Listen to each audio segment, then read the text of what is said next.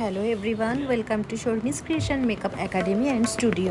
আজ তোমাদের কাছে কিছু ব্রাইডাল আর কিছু বেঙ্গলি রিসেপশন লুক নিয়ে চলে এসেছি। তার মধ্যে বেশিরভাগই রিয়েল ব্রাইড। এখন যেটা দেখতে পাচ্ছ এটা হচ্ছে রিয়েল ব্রাইড। আর আমার রিয়েল ব্রাইডের ডিমান্ড ছিল যে আই মেকআপটা একটু কাট পিসের ওপর করবে আর খুব সূক্ষ্ম আর খুব সুন্দর যেন হয়। তো আমার এই আই মেকআপটা আমার ক্লায়েন্টের কিন্তু ভীষণ ভীষণ পছন্দ হয়েছিল।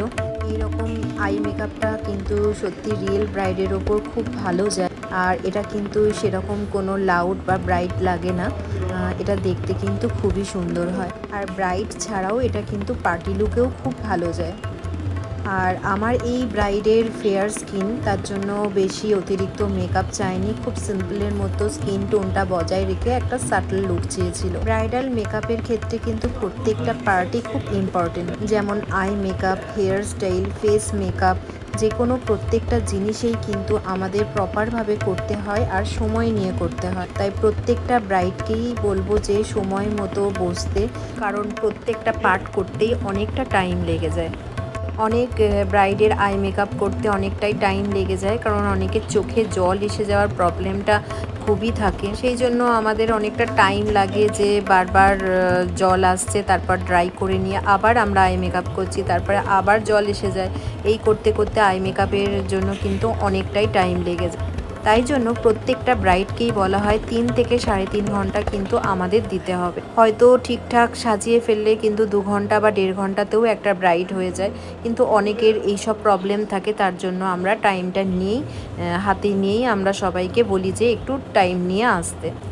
এখন যে আই মেকআপটা দেখছো এটা একটা কালারফুল আই মেকআপ, আর এটা তোমার ক্লাস ডেমনস্ট্রেশনে দেখানো হয়েছিল। কারণ ক্লাস ডেমনস্ট্রেশনে আমাদের সবসময় নিউড বা গোল্ড ব্রাউনের মধ্যে আই মেকআপ দেখানো হয় না, কালারফুল আই মেকআপও দেখাতে হয়। আর এখন তোমরা যেটা দেখতে পাচ্ছ সেটাও একটা শ্যুটের লুক।